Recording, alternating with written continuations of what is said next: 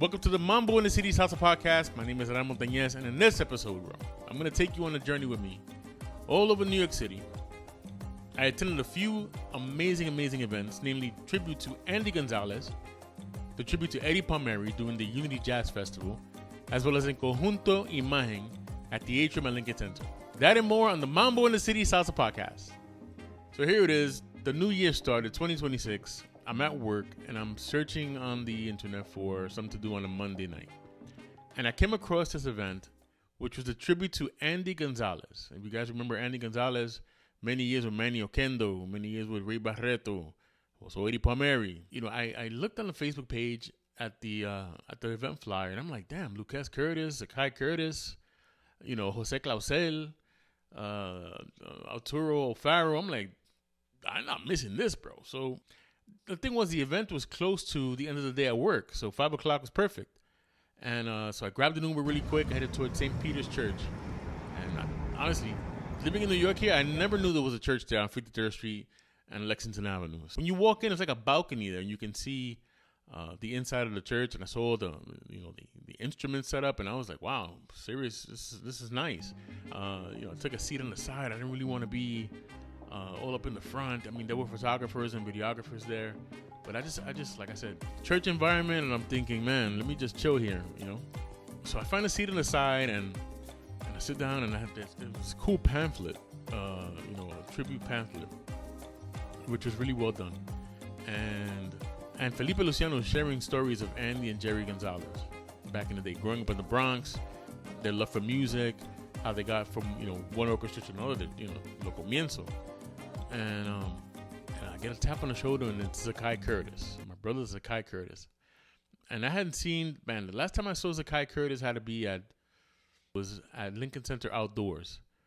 And they did a tribute. There was Germán Olivera and Zakai played piano. So I saw Zakai that night and then recently here. And so he's like, man, you going to record? He's whispering, man, you going to record? And I'm thinking, man, can I? Because again, I'm thinking a little intrusive, be respectful. It's I didn't know the level of fun you can have in there based on, again, being a church, a tribute, So I said, let me chill. So he goes, I'm going to play this next tune. So, of course, I said, you know what? This is historic. This is once in a lifetime. Let me record this thing. And it's just, it was a nice tune. It was just stuff you don't hear anymore is what I'm trying to say. So you can tell that it was some vintage shit going on there. Just beautiful. And so a few seconds later, I look in the crowd and I see Mr. Martin Cohen of Conga Head. And for you guys that know me, Martin is my photography mentor, bro. I used to go up to his house and he would teach me how to use these amazing cameras, these expensive cameras. Actually, the first time I used a Canon Mark D3 was at Martin's house. And he taught me the style. So it was really good to see him down there taking photos and doing what he loves to do, which is photograph musicians. From there, a few people got on stage to talk about their experience with Andy and the family members. His sister Arlene got up there. His brother Artie, also Rene Hernandez, and Pablo El Indio got up there and talked about his years and remembered the great Andy González. His sister actually during the event gave an incredible speech. Very memorable, and she also shared that she bought she bought his last CD, his last production. She brought it with her, a bunch of them, and they were signed. He signed them before his passing, and I was on the radar for that. I was like, what? A signed Andy González CD? So, bien chévere. Look at the autograph right there. The late great Andy González. May he rest in peace. I mean, to have this is a classic, and the album is very well done. You see all the guys here. There's a young Luquez right there. And you also see Zakai on the piano. Zakai don't look like that no more. Zakai looks different now. He got a beard. He looks different. Pero there's the master right there in the middle, bro. Viste. Que chévere. And then I saw Martin, gave Martin a big hug, and just walked around and saw a lot of musician friends that I hadn't seen in a long time. And again, Felipe laying out the story as we go along. You guys ever heard Felipe Luciano on the mic? Just complete pro. I mean, just lays it down. Storytelling 101 right there, brother. So shouts to Felipe Luciano. If you guys ever hear of an event or a tribute happening at St. Peter's Church, don't miss it. You know, I was lucky enough. The music gods, bro, sent me that way because I was not thinking about at night sitting there listening to the music of the late Andy González. Okay, man. 2026, I decided that I'm going to go out more. When I mean out more, I mean the city life. You know, I didn't attend a lot of salsa socials in 2025. I did attend a lot of concerts. I saw a Grupo Nietzsche at Carnegie Hall, which is really, really great. I also saw, I went to Puerto Rico. Went to Puerto Rico 2 times. The first one was for the Tito Nieves 50th anniversary, which was outstanding. And I drove, I forgot what part of Puerto Rico, bien lejos, to see Charlie Aponte, which was another great experience in Puerto Rico. And then I returned for, what the hell did I return for? I think they had, I remember what it was. It was a series of patronales out there that ranged from Isabela to Guayama. But that Wednesday, Victor Manuel was going to be there, and to see Victor Manuel where he grew up, you know, so I hit up my friend Juan Picorelli, el director musical, and I said, bro, ¿qué hora ustedes empiezan? He said, yo, vamos a empezar a tal hora. And, bro, I got into my Hertz, and I hit the road, bro, para allá para Isabela. I must have left about 8 p.m. I got to Isabela right when Victor was starting. And so, cosas así, you know, but I stood away from hanging out in New York City. Make a long story short, when I read that there was going to be a tribute at Jazz at Lincoln Center, it was called the Unity Festival, and it was a tribute to Eddie Palmieri. And I was on Facebook, and I see Jimmy Bosch, and he puts a post. We're going to play this Friday at the Unity Jazz Festival. So I'm thinking, how do I get tickets? So, of course, I go on the website, sold out. Already? Yeah, sold out. Because you late, bro. Because you late in the game, son. That's why it's sold out. Did some more research, and I learned it wasn't sold out for that because it was starting at 7. So everything after 7 p.m. was sold out for the Unity Jazz Festival. And it was in the Allen Room, which if you guys have ever been in the Allen Room in New York City, it's a massive, massive room. It's like you see Central Park, and you see, I believe that maybe Fifth Avenue. Just a beautiful shot of Fifth Avenue, and you're kind of on the 10th floor, I believe it is. Magic, bro. Magic. Many years ago, I saw the Big Three there. It was Mambo Legends. Was it Mambo Legends? Machito Orchestra. They had Freddie Rios and Mike Ramos and Eddie Torres. They also had, what's the name of the old Palladium legend? I can't remember his name right now. Cuban Pete. Yeah, Cuban Pete. Again, and Barbara Kodrick. Oh, un pique serio. And let me tell you, it was really, really phenomenal to hear the music of Eddie Palmieri again with the guys that traveled the world with Eddie. And you can tell, not a hair out of place, bro. Those guys, you know, it just got better and better and better. You know, on stage, Louis Fouché, Pequeño Johnny, Jose Clausel, Camilo Molina on timbales, Lucas Curtis on the bass, and Zakai doing the part of Eddie Palmieri, which were all night they were saying those are some big shoes to fill, but la metió en la china el hombre with that, you know. And they also had special guest Jimmy Bosch and also Jeremy Bosch, no relation. They did Vámonos Pa'l Monte. They did this number called La Verdad. Jeremy Bosch killed that number, bro. La Verdad. Oof, serious. They need to re-record that. Because that was un pique serio, like I like to say. I paid about $85 for the Unity Jazz Festival. I didn't stay for the entire festival. I headed back, you know, home after that and chilled out and got ready to record podcasts and do all those things and get ready for the week. But it was a nice touch to go out there and enjoy the music and listen to the music of Eddie Palmieri again. In any capacity, when you're around music like that, and again, these guys, they know how to take the music all the way up to the top. Like Eddie always used to say, music tension, the highest you can go and then go a little higher. So, and those guys, they got that down packed. So from there, come on. Another work week in New York City. The hustle and bustle, a lot like you guys, just heading to work.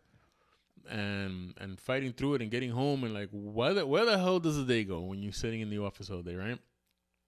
So like I said, in 2025 I didn't do much in the city, but in 2026 I said, you know what, this year I'm gonna enjoy some more city events, and that took me to the Atrium at Lincoln Center for El Conjunto Imagen. My bongo teacher, Luis Campana, helped start that band, and it was really great to see him. I met Luis Campana in the old Copacabana on 57th Street in Broadway. He was part of Pete El Conde Rodriguez Orchestra back in those days, and I would see him on El Bongo, and one day I approached him, and I said, Brian, you give lessons? And he said, yeah. He came to my house, and he gave me a bongo lesson, and I would go to wherever Pete Conde played. I would go and follow Louis and watch the band and watch Pete and watch Louis on the bongo. And sometimes Louis would give me a chance to sit in with Peter Conde, which I'll never forget that, along with the late, great Harry Adorno, who was on timbal during that time. And I hadn't seen Luis Campana since then. So I was with my boy Juan Rodriguez. Luis Campana's on stage. He sees Juan. He walks over and he shakes Juan's hand. And then he goes back and he sits on the bongo. And I'm looking at him because, again, I hadn't seen the guy in years. Oh, shit. So it was really great to see him after so many years. And he told me to stay, but I think around 9 o'clock, I got a message from Uber that rates were down. And, this past week, New York City on Friday was cold. So I said, let me take advantage of a nice Uber price and get the F out of here and go home to my nice warm apartment aquí in the South Bronx. But Conjunto Imagen, qué clase de pique allá arriba. Those numbers. And if you guys ever attended the events at the Atrium, what I like as a photographer is the memories that they put up on the screen. Like it's a massive screen, and just the album covers and the pictures over the years playing in different clubs with different salsa acts, and you see them, how they've progressed over the years. But I love those old pictures, and so yeah, a good time in New York City. One of the best times in 2026 so far, going out and seeing a lot of my friends in New York, and going back to my boy Juan Rodriguez. He was part of Wayne Golbea y su Salsa Picante, if you remember the late, great Wayne Golbea, piano player. And I learned from Juan that he was also part of Mongo Santa Maria's orchestra. I'm like, yo, bro, what? It's like when you start podcasting and you see musicians that you've known over the years, it's high and by, right? You see them perform, high and by. But then you start to talk to them and you realize some of the stories that these musicians have. It's like you get to one story and it leads to another story and it leads to like, hay historia pa rato, and they're gold. I've always said musicians have the best stories. Listen to my podcast with Tito Rodriguez Jr. when he talks about the big three and traveling with Mario Grillo across the planet, bro. Eso sí que hay historia de aquí para acá. And so, shouts to Tito Rodriguez Jr. Oh, by the way, Tito Rodriguez Jr. just dropped a new single featuring Gilberto Santa Rosa. It's called La Ley de Guaguancó. It's available on Apple, Spotify, Amazon Music, you name it. And he also has the re-release of the vinyl Eclipse. So here it is. You can go on his, I guess, on Facebook. You hit him up, and yeah, he signs them. Look at this, bro. Right there on top. See that? To Adrian. Thank you for your friendship. Oh, bro. Thank you for your friendship, Tito. Tito Rodriguez Jr.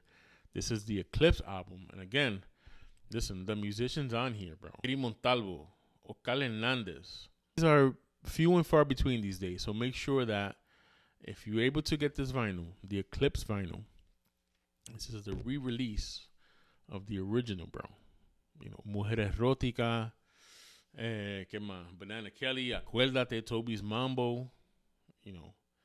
En el bongo, you got Tommy Lopez Jr., it's Chucky Lopez, imagínate. Sammy González Jr., El Coro, Nestor Sanchez. This is gold, bro. We don't want to miss this. And, of course, Tito Rodriguez Jr. on timbales, bro. Sum Sum Baba A, Eclipse, Llegó el Sonero. No. Pique serio. So Make sure you guys pick up the re-release of Eclipse. Again, I know Tito signs them for a price, so support and get that. Look at that signature, bro. Tito got a dope signature. Bien chévere. So yeah. Anyway, guys, this has been the Mambo in the City Salsa podcast, the first one of the year. Again, I want to thank you guys for joining me on this quick episode. My time here in New York City, checking out some classic salsa events. I hope to bring you a podcast weekly at least. Follow me on TikTok, Adrian L. Montanez, also on Instagram. And I will keep you guys posted on whatever it is that I do or where my travels take me here in New York City. Again, it's been an immense pleasure hanging out with you guys. And we'll see you soon on the Mambo in the City Salsa podcast. Take care.